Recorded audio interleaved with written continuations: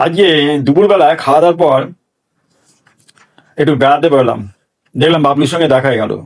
বাবলু বললো, কি হলো দাদা, কোথায় যাচ্ছ? একটু ঘুরতে পেরেছি। চ, তোকে যখন পেয়ে গেলাম দুজন একসাথে একটু হেঁটে আসি, চ। হাঁটতে হাঁটতে যাচ্ছি, হঠাৎ দেখলাম মাঠ পাড়ায় ওখানে একটা বিশাল মেলা বসেছে। বাবলু বললো, দাদা চলো একটু মেলাটা ঘুরে আসি। মেলায় গিয়ে দেখলাম সব নাগরদোলা আরো সব নানা রকম সব বসেছে। বাবলু বললাম, এই নাগরদোলাটা কিরকম রে? বাবলু বললো, চাপে নাকি দাদা? চল চাপি, তুই যখন বলছিস। নাগরদোলায় তো উঠলাম, মানে কোনোদিন উঠিনি, মানে লাইফে ফার্স্ট। দেখি নাগরদোলাটা আস্তে আস্তে উপরে উঠছি। আমি এই বাবলু আর কত উপরে উঠবে? আরে টেনশন করছো কেন, দাঁড়াও না। ও বাবা, এই তো উঠছে দেখছি। আরে ওরে বাবা, এই তো প্রায়, আমি তো দেখছি মনে হচ্ছে হিমালয় পর্বত এবং পুরো অর্ধেক ভারতবর্ষকে দেখে ফেললাম রে। হ্যাঁ হ্যাঁ, তাই না? ভালো ভালো, দেখো দেখো দেখো।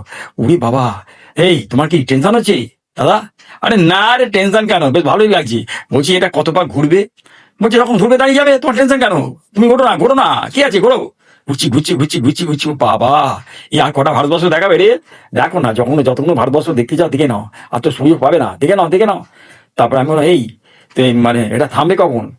বলছে ওই দেখো তোরা মনে হচ্ছে চিৎকার হচ্ছে। কি আর বলো না, ওই যে ওই লোকটাকে খুঁজছে, যে মানে এটাকে দাঁড় করাবি। কেন, কি হয়েছে, কোথায়? ওই যে বলছে ও নাকি ওই চাবি নেই নাকি কোথায় পটি করতে চলে গেছে। ব্যাস, আর এখন দাঁড়াবে না। নাও ঘোরো, তুমিও ঘোরো আমিও ঘুরি। না, এই আমি এখন চোখ বুঝলাম, বুঝলি? যখন থামবে আমাকে বলবি, হ্যাঁ? ব্যাস, তারপরে তখন খানিক্ষণ বাদে ওটা মানে দাঁড়িয়ে গেল। লোডশেডিং তো দাঁড়িয়ে গেল। নামলাম, নেবে বাবলু বললাম, চ তো, আমার খুব এই খিদে পেয়ে গেল। হ্যাঁ, খিদে পেয়ে গেল।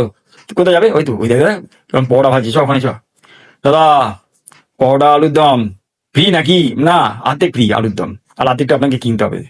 দেখি লোকটা পরোটা লেচিগুলো মানে বিরাট বিরাট সাইজে, বুঝলি?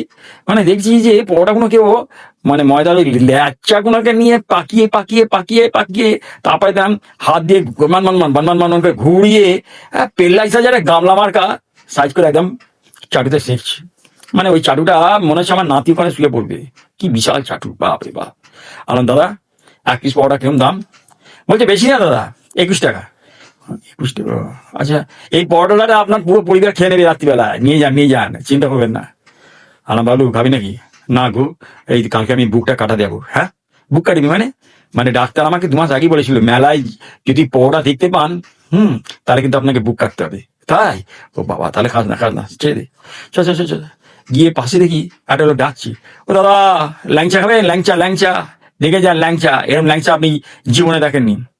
আর যে ল্যাংচা কত করে দাদা? বলছে ওই বেশি না দাদা, ওই 30 টাকা। ও